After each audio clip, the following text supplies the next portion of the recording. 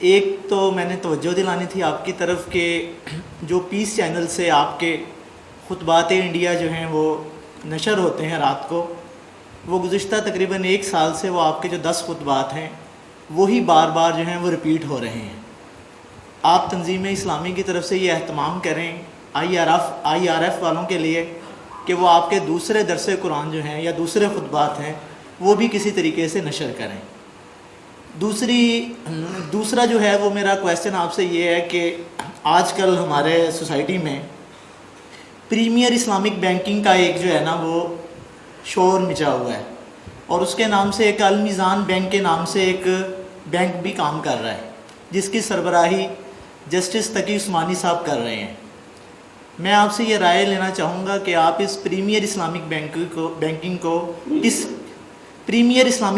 کو کس نظر سے دیکھتے ہیں؟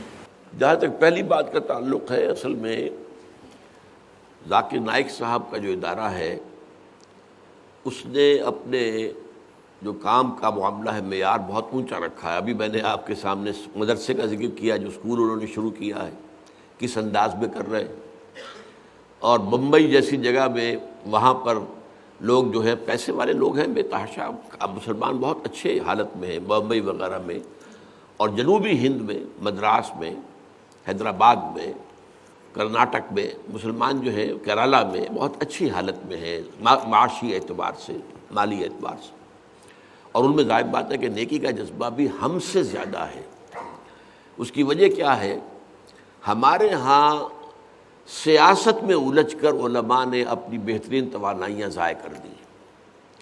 وہاں سیاست میں حصہ لے ہی نہیں سکتے، کوئی امکان ہی نہیں ہے۔ یہاں تو یہ ہے نا کہ جو چھینکے کے اوپر چھیچڑے ہیں تو بلی کو نظر آ رہے ہیں چھیچڑے، تو وہ تو ظاہر بات ہے کہ چاہے وہ ملے نا چھیچڑا لیکن اس کی امید تو رہے گی نا۔ تو وہ لوگ جو ہیں ہمارے ہاں وہ سب ان کاموں میں لگ گئے ہیں، اور اسی کی وجہ سے فرقہ پرستی جو ہے وہ بھی بہت گہری ہو گئی ہے، اس لیے کہ ہر فرقے والا جو ہے وہ اپنے ووٹروں سے اپنے فرقے والوں ہی کو اپیل کرے گا۔ تو دونوں چیزیں جو ہمارے ہاں زیادہ خراب ہو گئی ہیں ہندوستان کے لیے۔ وہاں بھی فرقہ واریت ہے، اس میں کوئی شک نہیں، اتنی تلخ نہیں ہے جتنی ہمارے ہاں ہے، اور یہ سیاست والا معاملہ بالکل نہیں ہے۔ تو وہاں پر یہ کہا، اب انہوں نے اپنا معیار بہت اونچا رکھا ہوا ہے۔ میرے یہ جو ریکارڈڈ پروگرام وہ نشر کر رہے ہیں، یہ میں نے وہاں جا کے کروائے ہیں۔ ان کے پاس جس معیار کے کیمرے ہیں، بہت مہنگے کیمرے، کیونکہ یہ سیٹلائٹ پر پہنچانے کے لیے یہ عام کیمرے کا، اب ہمارے پاس بے شمار ہمارے ویڈیوز موجود ہیں، بے شمار، لیکن یہ کہ وہ جو ہمارے ہاں کے کیمروں جن کے اوپر وہ کیا گیا، پہلے تو زمانے میں ڈیجیٹل کیمرہ ہمارے پاس تھا ہی نہیں، سمپل کیمرے سے لیے گئے تھے، تو وہ اس طریقے سے سیٹلائٹ پر ہی نہیں جا سکتے، انہوں نے ڈیجیٹل پر کیا ہے۔ اب ڈیجیٹل بھی ہمارے ہاں بھی ہو رہا ہے، لیکن پھر بھی جو معیار کا معاملہ ہے وہ بہت اسپیشلائز کرنے والے ہیں۔ اب انہوں نے مجھے دعوت دی ہوئی ہے، اور انہوں نے مجھ سے کمٹمنٹ لی ہوئی ہے 2 مہینے کی، کہ یہاں آپ آئیے 2 مہینے رہیے۔ میں نے پچھلے دنوں انہیں ایک 3 صفحے کا خط میں لکھا کہ میری صحت کے حالات جو ہیں اب ایسی اس کی اجازت نہیں دے رہے۔ یہ 6 مہینے پہلے کمٹمنٹ ہوئی تھی، تو جب انہوں نے مجھ سے کہا تھا تو میں نے ان سے کہا تھا کہ اگر 2 شرطیں پوری رہیں، if my ajal doesn't overtake me، اگر میری موت اس سے پہلے نہ آ گئی، اور اگر یہ کہ صحت نے اجازت دی تو میں آ جاؤں گا، میرا وعدہ ہے۔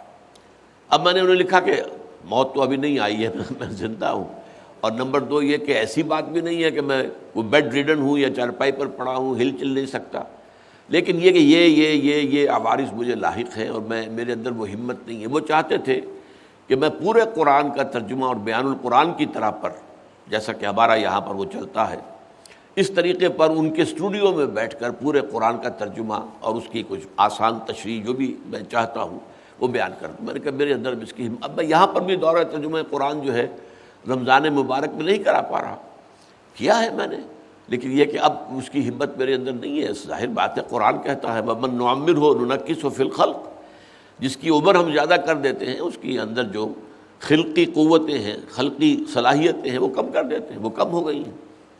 تو اس لیے بہرحال اگر ہو گیا امکان تو میں وہاں جاؤں گا، اور وہاں جا کر انشاءاللہ جتنا بھی ہو سکا وہاں پر ریکارڈنگ کراؤں گا۔ خاص طور پر میری اپنی خواہش یہ ہے کہ مطالعہ قرآن حکیم کا منتخب نصاب، جسے میں نے اپنی اس دعوت قرآنی کی اصل بنیاد بنایا ہے، اس کا میں اگر وہ تقریباً 2 پارے کے قریب بنتا ہے ٹوٹل اپنے حجم کے اعتبار سے، کچھ آیات یہاں سے، کچھ یہاں سے، کچھ یہاں سے، ٹوٹل جمع کریں تو وہ لگ بھگ 2 پارے 1/15 آف دی قرآن بن جاتا ہے۔ تو کوشش میری ہوگی کہ اس کو کم سے کم اس کے دروس جو ہے ریکارڈ کرا دوں، واللہ عالم، اب جب اللہ کو منظور ہوگا تو ہو جائے گا۔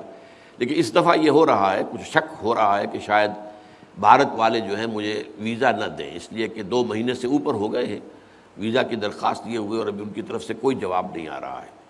تو اس سے، اور بعد میں معلوم ہوا تھا وہاں ہندوستان ہی سے کہ وہ کوئی خاصی انویسٹیگیشن وغیرہ کر رہے ہیں، کیونکہ ظاہر بات ہے کہ اب ان کو بھی سامنے یہ بات آ چکی ہے کہ جب یہ پچھلی دفعہ آیا تھا تو اس کے دروس جو ہیں ہندوستان میں جتنے پاپولر ہیں اتنے پاکستان میں نہیں ہیں۔ پاکستان کے عوام میں وہ دونوں باتیں موجود ہیں، ایک تو یہ کہ مذہبی جماعتوں میں فرقہ واریت کی وجہ سے لوگوں میں بھی تو اثرات ہیں نا، ان کے اپنے اپنے جو حلقہ اثر ہے وہ لوگ تو پسند نہیں کرتے۔ بہت سے علماء تو ہیں وہ کہتے ہیں ان کو حق ہی نہیں ہے قرآن کا ترجمہ کرنے کا یا قرآن کا درس دینے کا۔ یہ ہوتے کون ہیں؟ انہوں نے وہ سارے علوم جو ہے جو ہے 14 علوم جو ہیں دینی وہ تو پڑھے نہیں۔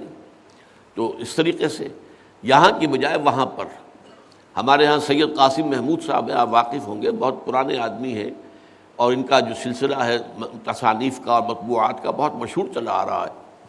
تو وہ ابھی دلی گئے تھے کسی کام سے، تو انہوں نے آ کر خط لکھا ہے مجھے کہ میں حیران ہوں کہ دلی میں اور علی گڑھ میں گلی گلی آپ کا نام جو ہے گونجا ہوا ہے، اور اتنا جو ہے لوگوں کو التفات ہے اور شوق ہے اور دلچسپی ہے۔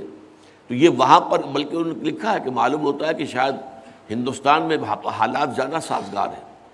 بہرحال وہ تو اللہ کو معلوم ہے کہ کہاں پر یہ بیج جڑ پکڑتا ہے۔ آپ نے کئی گٹھلیاں جو ہیں آم کی جو ہے وہ زمین میں دبا دی، پتہ نہیں کون سی گٹھلی جو ہے وہ واقعی اس کے اندر سے پودا برآمد ہوتا ہے، یہ تو اللہ کو معلوم ہے۔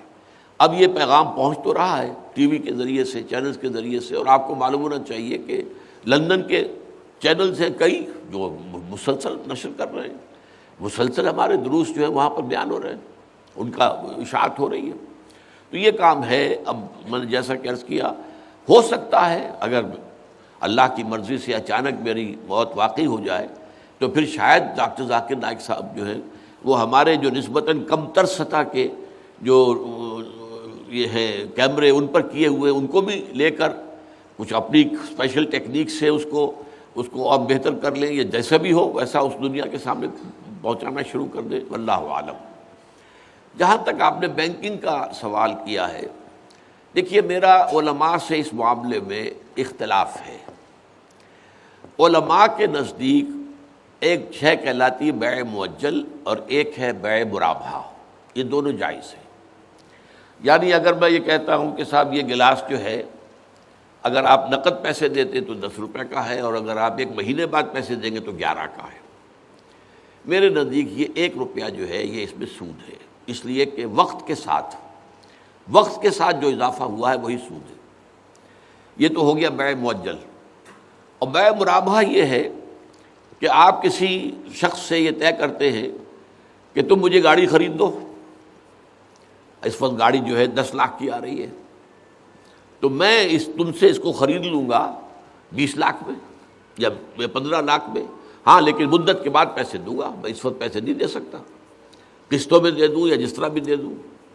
اب یہ ظاہر بات ہے کہ دونوں کے درمیان ایگریمنٹ ہے۔ مرابحہ کہتے ہیں ایک دوسرے کو نفع پہنچانا باہمی طور پر، ربح کہتے ہیں منافع، فما ربحت تجارتہم وما کانوا مہتدین، ان کی تجارت ان کے لیے فائدہ مند نہیں ہوئی، تو یہ گویا کہ آپ جان بوجھ کر اسے فائدہ دے رہے ہیں۔ یہ جو ہے مرابحہ میرے نزدیک یہ بھی حرام ہے، یہ سود ہے۔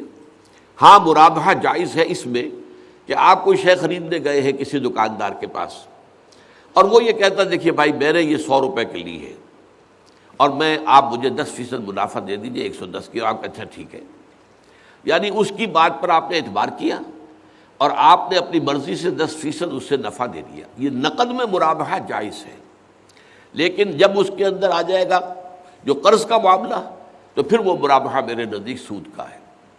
تو ان بینکوں کے اندر اصل میں انویسٹمنٹ کے جو لونز ہوتے ہیں وہ تو اسی بیع مرابحہ پر ہیں اور میرے نزدیک وہ سود ہے۔ لیکن یہ کہ بہرحال اس معاملے میں چونکہ بعض فقہا کی رائے یہ ہے، اور خاص طور پر تقی عثمانی صاحب، اور وہ چونکہ بہرحال بڑے مفتی ہیں، مفتی اعظم، اب تو پتہ نہیں کس نے ان کو قرار دیا ہے، مفتی اعظم ان کے نام کے ساتھ لکھا جاتا ہے.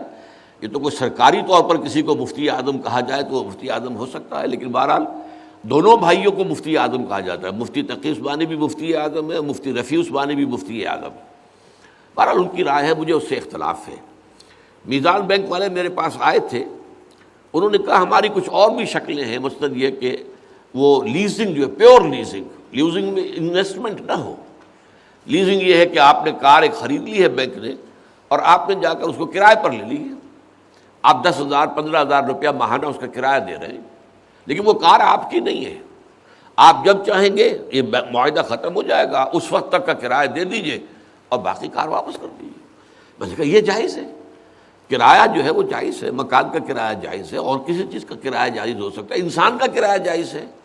یہ انسان جو کرتا ہے، محنت مزدوری کر رہا ہے کوئی، یہ گویا کہ کرائے پر ہی آپ نے اس کی محنت لی ہے نا. شام تک کام کرو گے، ویکینڈ ہو گے یا کوئی کشتی چلاؤ گے، اتنے پیسے مل جائیں گے. تو یہ جو ہے در حقیقت یہ بھی ایک انسانی قوتوں کا کرائے پر لینا ہے، مکان کا کرائے پر لینا ہے. اسی طریقے سے کار آپ کرائے پر دیں، مجھے کوئی اعتراض نہیں ہے، ٹھیک ہے. لیکن اگر اس میں لیزنگ کا معاملہ ہو جائے کہ اتنی زیادہ قیمت ہم کر دیں گے تو پھر اتنے عرصے کے بعد وہ کار آپ کی ہو جائے گی، پھر وہ سود ہو جائے گا. پیور لیزنگ میرے نزدیک کوئی حرام نہیں ہے. لیکن جب میں نے ان سے معلوم کیا کہ آپ کی جو انویسٹمنٹ ہے، جو اصل جو ہے فائنینسنگ، وہ کس بنیاد پر، وہ معلوم وہ تو بیع مرابحہ پر ہے. تو بیع مرابحہ کو تو میں جائز نہیں سمجھتا. اس لیے میرے نزدیک یہ جو بینکنگ ہے یہ صحیح نہیں ہے.